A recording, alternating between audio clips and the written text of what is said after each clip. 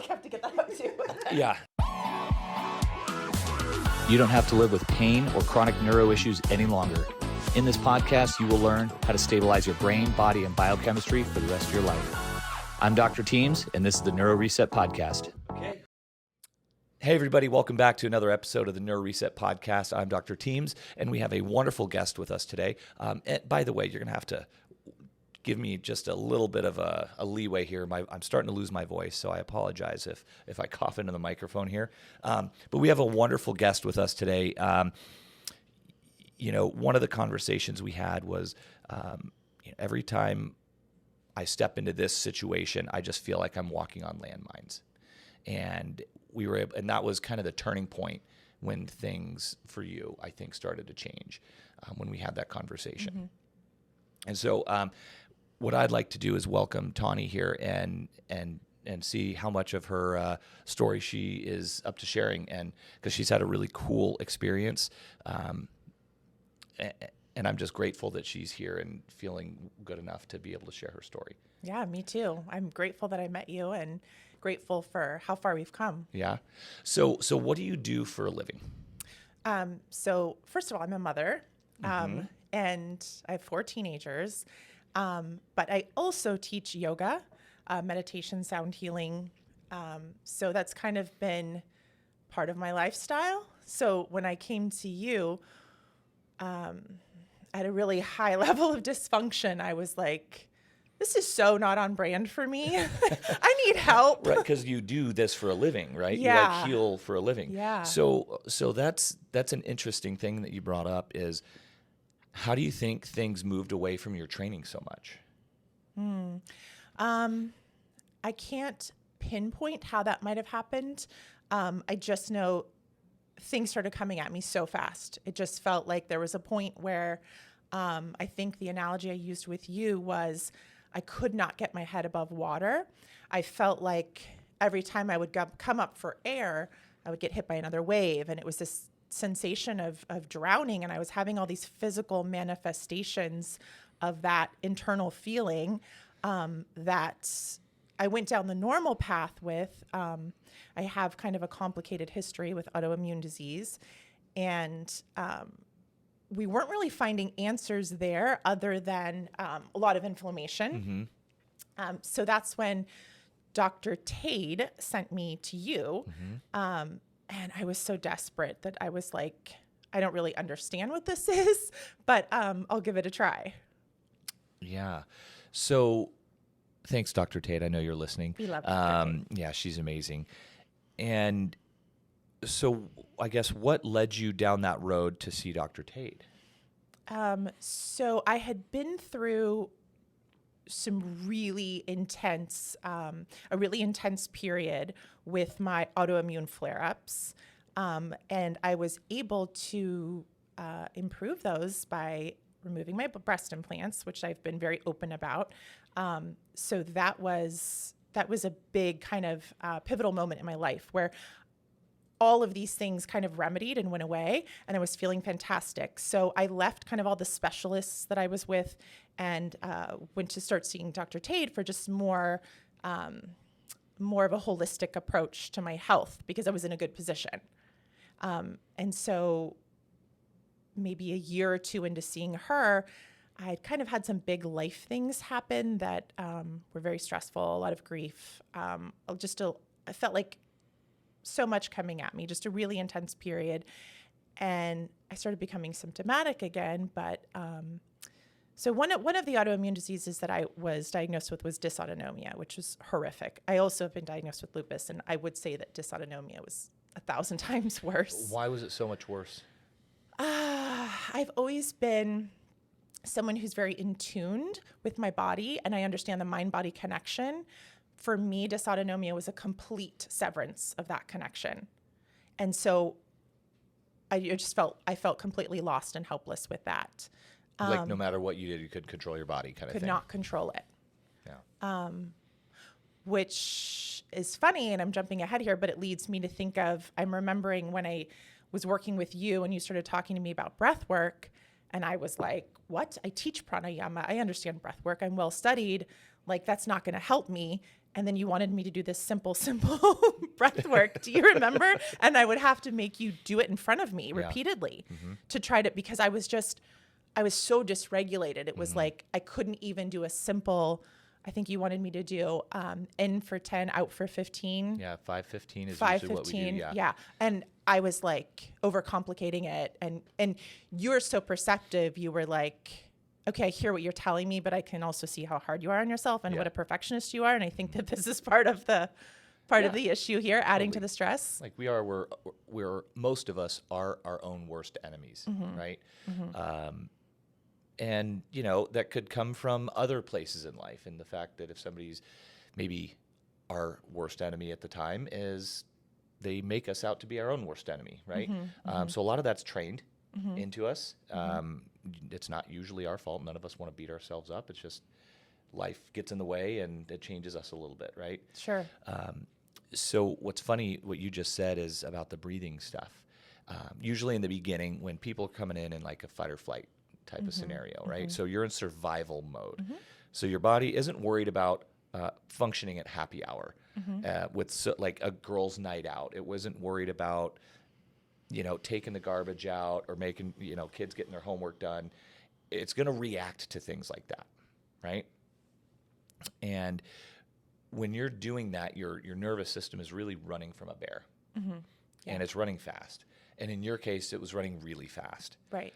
So like when some of us say, yeah, we're giving 100%, to you that really meant like 150%. Absolutely. And you didn't know the difference between your 100 and an actual 150 because you hadn't done anything different for so long.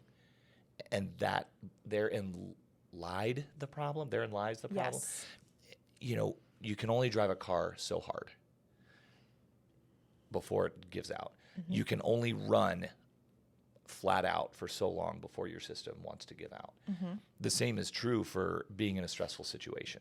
Absolutely. The same is true for, I mean, you name it. It can be work, spouse, heat, cold, whatever it is. It could be like we have to turn the lights off in here all the time because people can't tolerate more than a minute or two of light. Absolutely.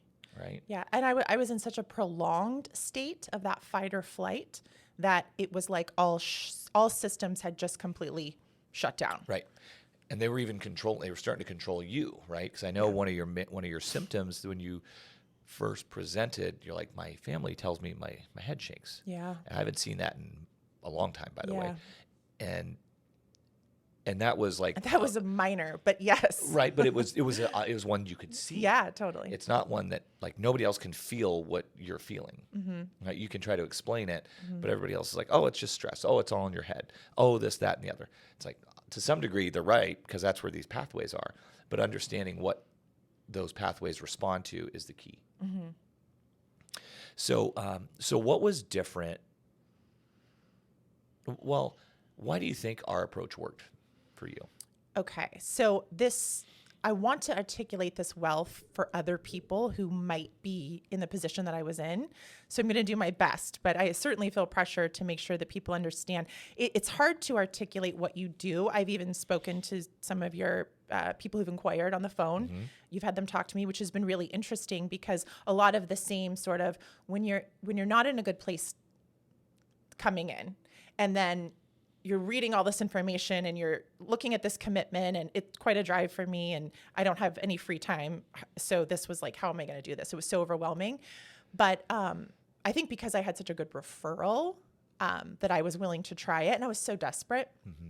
So I still can't articulate exactly the exercises and what they did. What I can tell you is that they seemed silly and pointless. Although I would still get very escalated doing them. I would get very nervous, sweaty hands, and, because I wanted to perform well and I wanted to work and I wanted, this great outcome. But when I would leave, that's when I knew it was working. I would be so exhausted from these silly little exercises. And it was like, I would get tired and brain fog, and just for like the immediate, rest of the evening if I'd come in the afternoon. So I knew it was doing something. I knew we were rewiring something. So that's kind of this stuff that I don't really know how to articulate what it was. But then there was just the simple little ways you would phrase things for me. And you talked about, instead of looking at things as landmines, sort of like retraining your brain to what did you call them? Little Ninja Turtles or yeah, something? the little turtles. Like Yeah. for you, I'm a visual person, so Yeah. I use my hands when I talk a lot, right? So for you, I imagine when you walked into this room, there was literally just these circles, right? These old school like landmines. They'd pop up and do their thing. Well, I imagine those like every 3 to 4 feet. So you're literally just walking through this maze, trying not to like get bit, right? Well, something that looks the same to me, but is like not threatening at all, is like a little pet turtle. Right. And so that was what we talked about. Hey, reframe, instead of thinking that you're walking onto a battlefield, look at it as like a little field of turtles. You just don't want to step on it. They like scamper away, It's like, just don't move.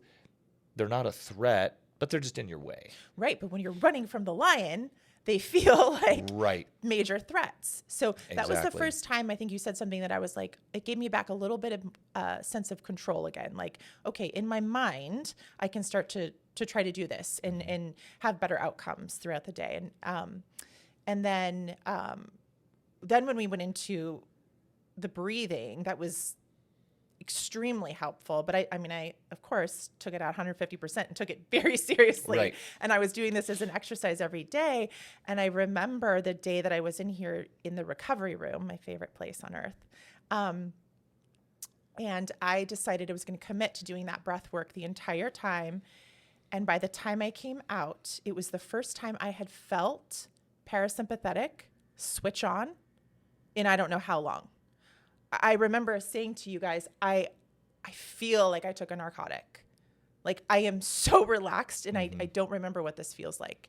And it really empowered me to remember that I can toggle between the two, but I was so stuck in my sympathetic nervous system. And after that, I think the biggest thing that helped was you. We were talking about the 80% rule. And it seems so simple of, meeting each day at 80%, not 81, not 82, don't go any higher.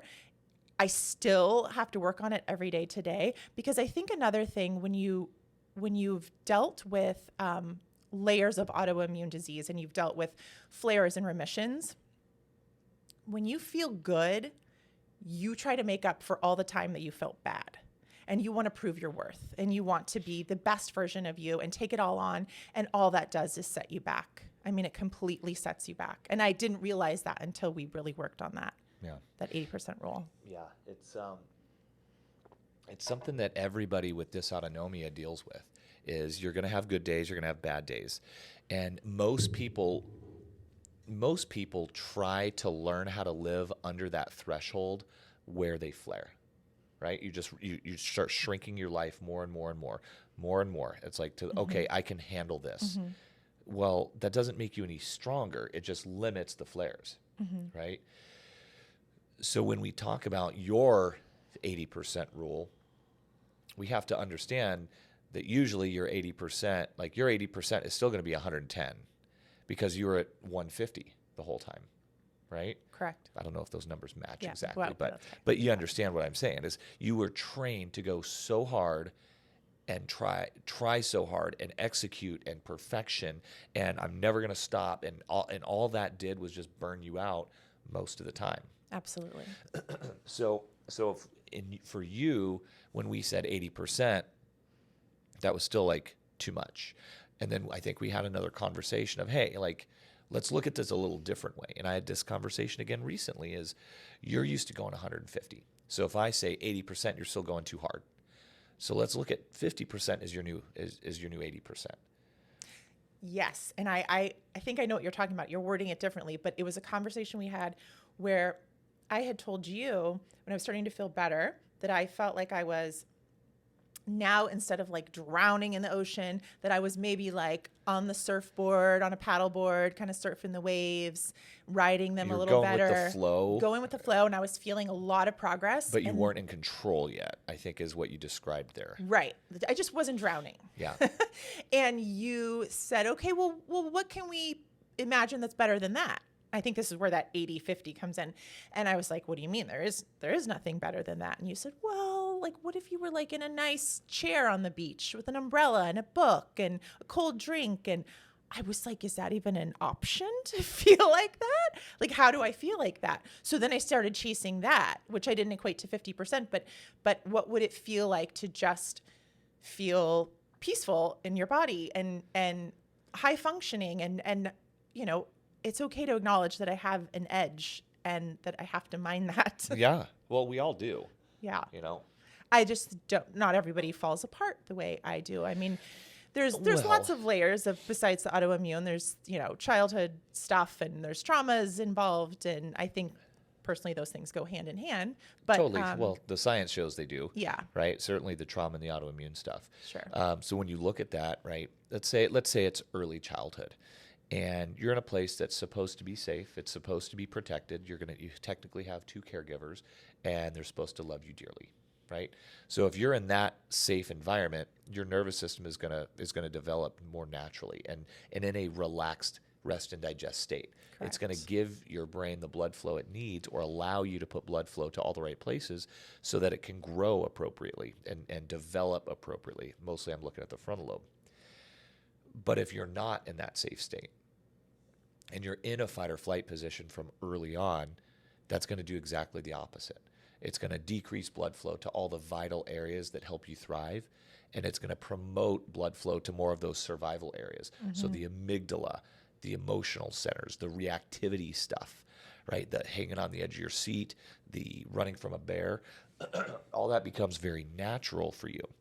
So fast forward till you're, say, 15 high school years, and you're like, well, I'm XYZ, but my brain doesn't work all that well because of this situation.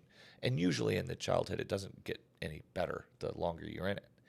And so you fast forward and you're like, I do all this good work, but I'm still running from a bear. I'm trying to be normal, but I'm running from a bear. So then a lot of people put on this. Sorry, guys.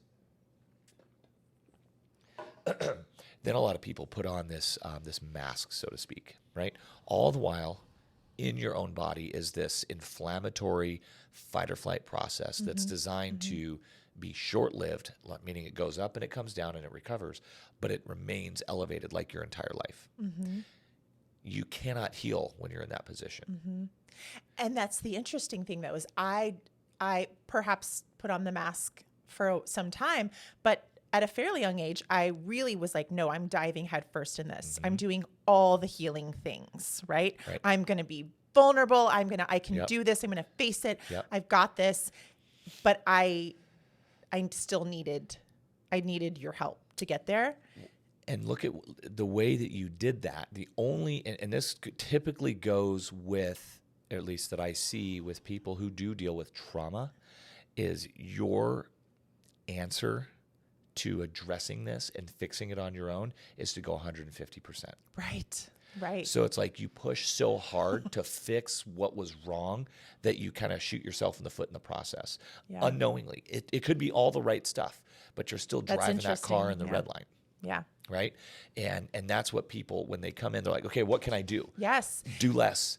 And you told me that you had this secret weapon too of Skip, the hypnotherapist. Mm-hmm. And I was like, give me his number. And you're like, no, not yet. Not yet. Let's get you regulated. Yep. No.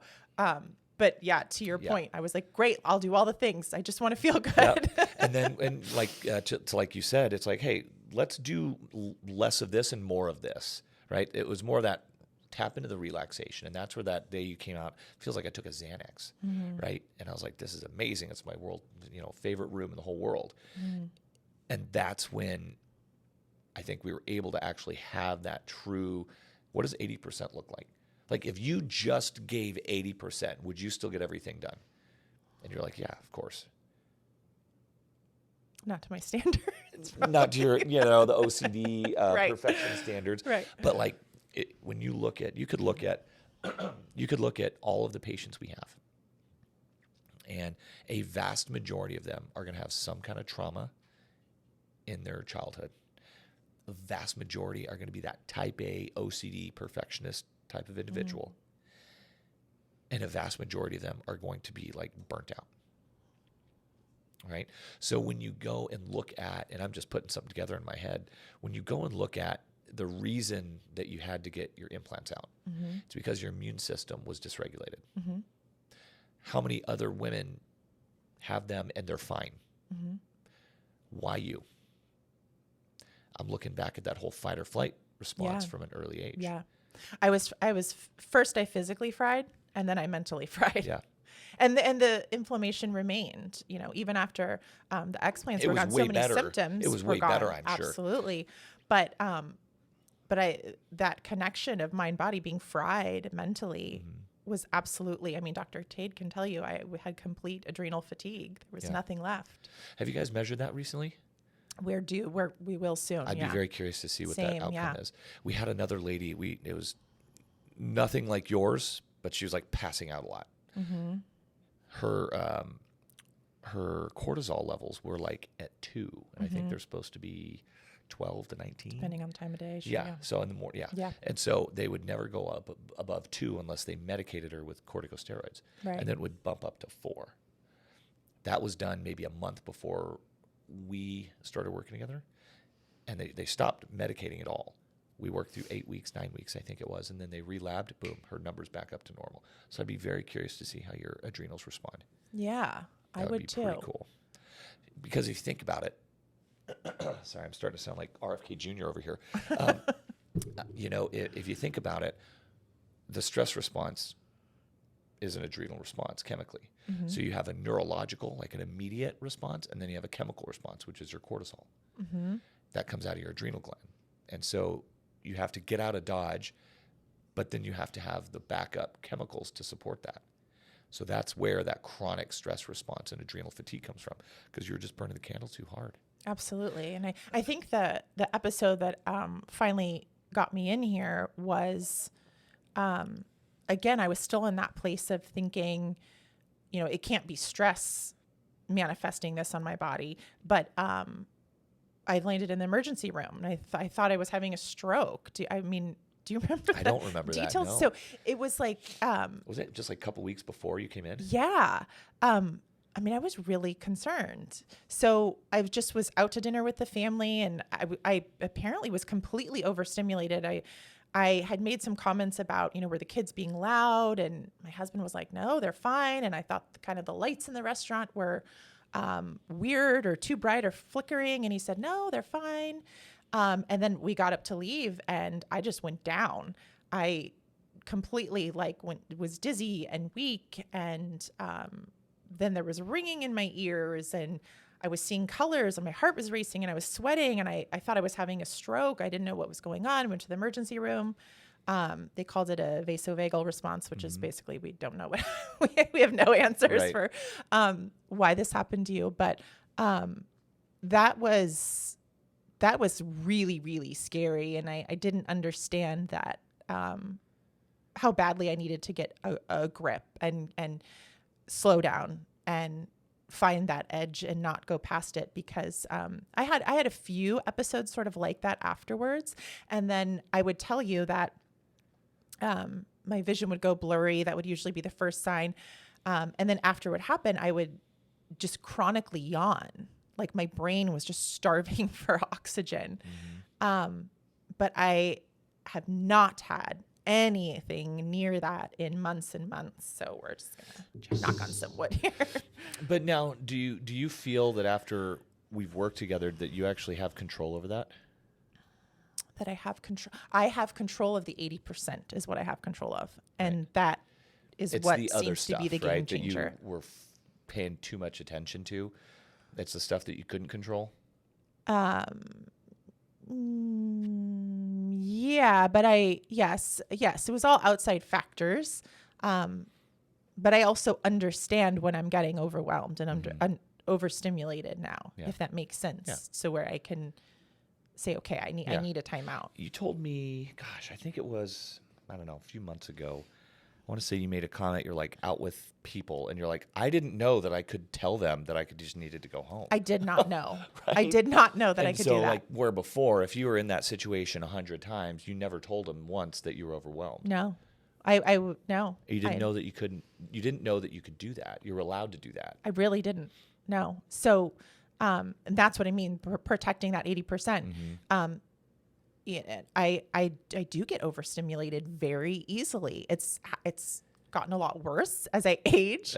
But I really needed you to give me the permission to say, you don't have to push yourself in that way.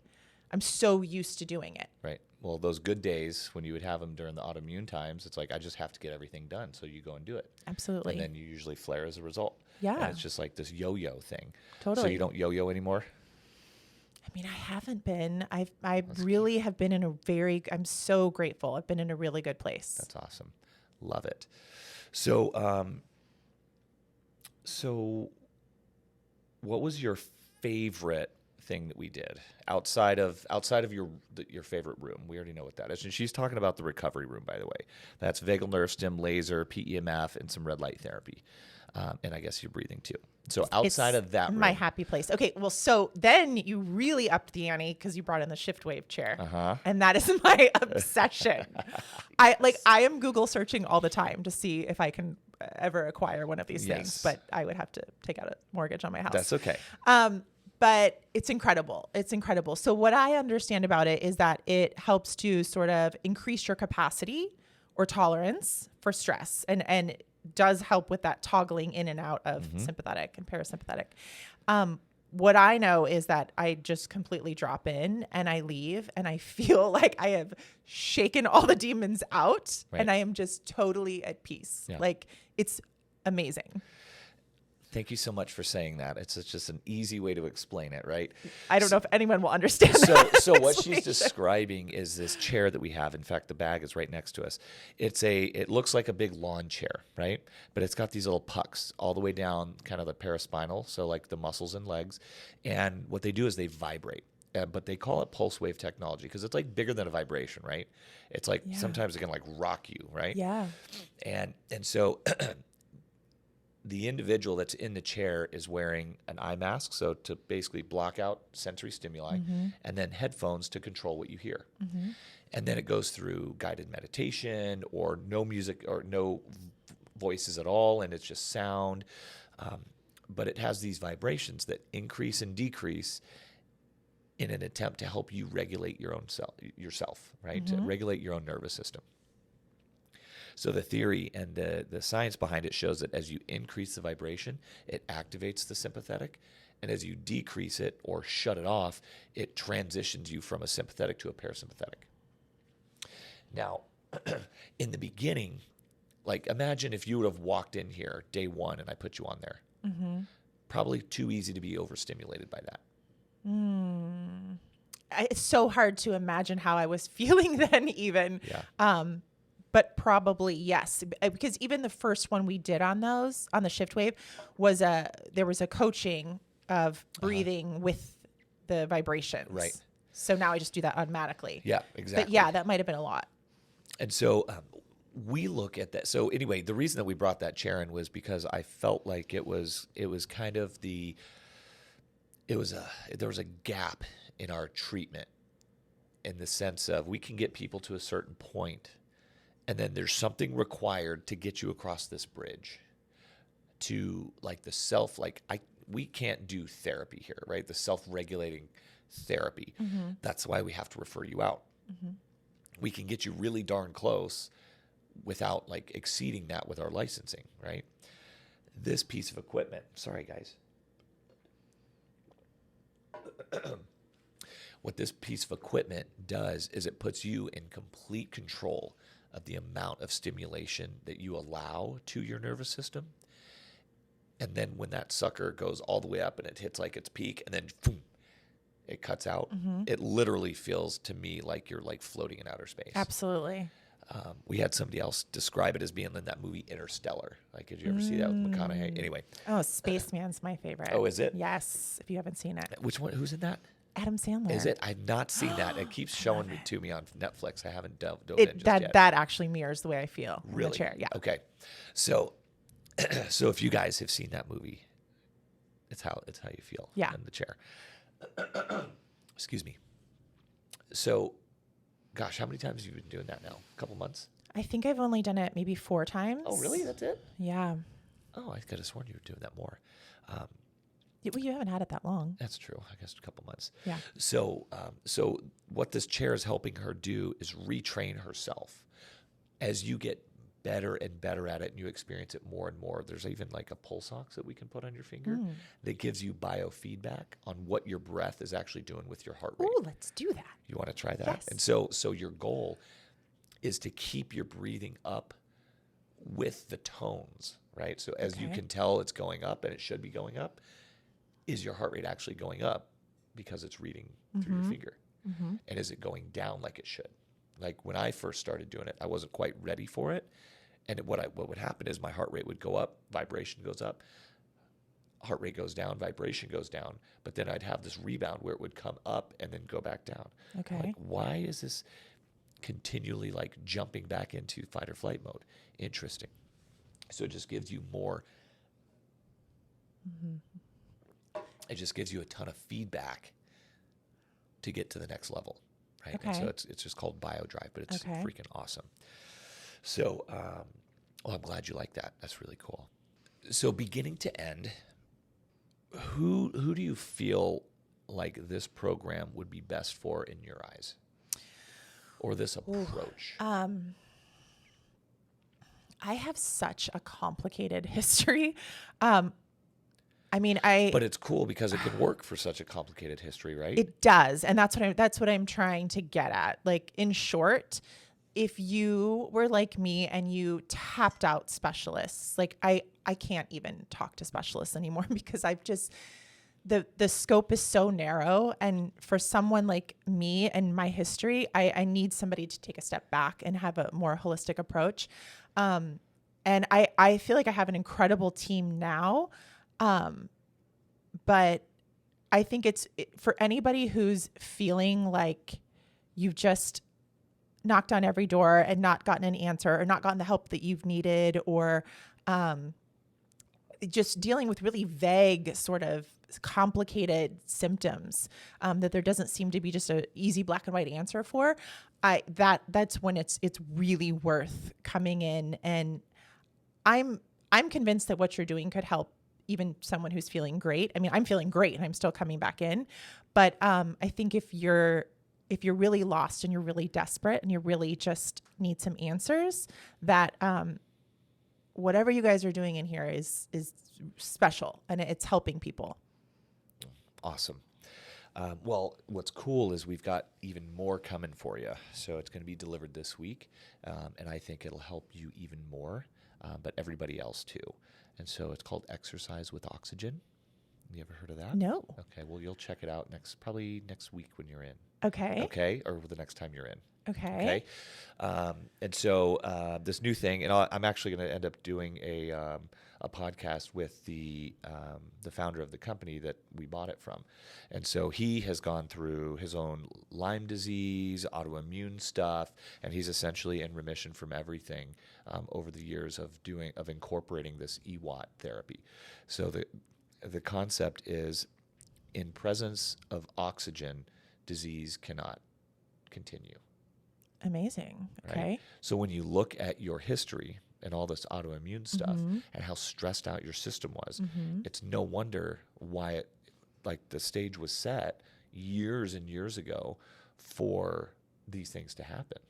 Absolutely. Because you're running from a bear, so you're not getting the oxygen that you need, and you're at rest and you're still running. Like, of course you're not going to get the blood flow or the oxygen to the tissue that you need. Right. Right. And so it's just that concept of more oxygenation pushed into the tissue is going to help your system heal better. Okay. And just add that to everything that we're doing here. Like, you were already doing yoga, so you were already physical and exercising. So your system hadn't shut down completely to the point where you couldn't physically exercise anymore. It was probably, well, where were you as far as I'm that exercise? far more active now. Far more active. Okay. I trust my body again. I had lost complete trust in my body that it would give out at any point. Wow. I mean, the dysautonomia does that to you. It separates Right. you from your body. Right. So now, I mean, I'm doing things now I never would. I'm in like competitive pickleball leagues. Like I would have been terrified to do anything like that a year ago. I just feel so much more in my body. And I do think that's a combo of what we've been doing and then some of the things that Dr. Tate has me Sure, on. of course. And also the session with Skip just cleared out so much that and it's so subtle, you know, it's not some weird thing that you think is going to be like, it's not instant. It's just, all of these things together have me to where I'm very active now. And I do all kinds of things. I just got back from a big ski trip and Nice. I feel confident and strong and healthy. And, I'm not just doing yoga anymore. There's so many new That's things in my awesome. life. How many ski trips did you miss because of all this? Oh, a lot. Oh, do you know that? Did I tell you that? Uh-uh. Oh, whoa. Because when I landed in the emergency room, we were supposed to be leaving 2 days later for a ski trip. And I had to cancel and, left everybody high and dry. And I felt, and then that's just compounds, right? Because then I'm beating myself up and I'm letting people down. And, this is supposed to be this fun thing we were looking forward to. But I just I wasn't physically, mentally, or emotionally capable of going. So, we've enjoyed a lot of freedom this year, which has been really nice. That's awesome. Yeah. That's awesome. Well, I know between the two of us, your training and this training and like combining it all, like we could probably come up with some kind of a retreat at some point, you think? Totally. Yeah? We could make that We happen. could do it. Well, awesome. Do you have any, I think one of the biggest things that people run into is they bring up cost of what we do here a lot. But my question for you is, what is the value of what we're doing here compared to the cost? To ask me that, I was already spending thousands and thousands of dollars on specialists and treatments and medications and things and tests, so many tests, that when I finally just said enough of that and came to this, I'm positive that I spent more down the other road than I did here. And the value is totally a separate thing. I don't want to sound cliche, but I do have my life back. So how do you put a value on that? I don't know. I think you just did. Yeah. Well, thank you. Thank you. Do you have anything else that you wanted to touch on or share? Because I know you've been prepping for this. Well, prepping. you actually did not prep me at all. I just wanted to make sure that I can explain what you guys do in here well. Because it is, I don't have the training that you have to articulate everything. So, no, I think I would just encourage anyone who is feeling like they don't know where to turn to come in and talk to you. Do an in-person consultation. And just kind of, everyone here is so friendly and so disarming. And I even remember Kathy reaching out and saying, hey, listen, I saw you have dysautonomia and I know that this can be very overwhelming. And I just started crying because I was like, yeah, I can't take anything else on. And she made it so easy for me. So yeah, come meet you guys and chat. Just chat. Yeah. Just chat. Talk about turtles. Sure. 80% Beaches. and beaches and birds. Well, that's awesome. I didn't realize that about like all the trips and the freedom that you've got. That is super cool. Yeah.